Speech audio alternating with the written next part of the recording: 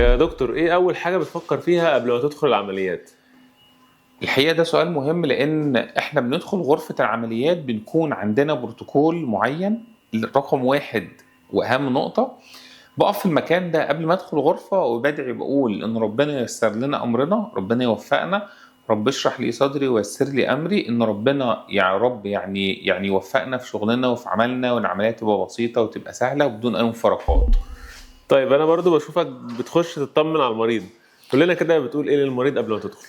يعني انا طبعا لازم المريض اسلم عليه، ولازم اطمن عليه، ولازم اطمنه وجودي جنبه في مرحله البنج والتخدير خطوه سهله وبسيطه. استاذ تخدير كبير بيكون موجود معاه، انا بقف جنبه وهو في كل مرحله التخدير. مريض وارد يكون متوتر او قلقان، بقف جنبه عشان يطمن واطمن عليه، وندعي سوا احنا الاتنين ان ربنا يا رب ييسر لنا امرنا والعمليه تبقى بسيطه وتبقى سهله وبدون اي مفارقات.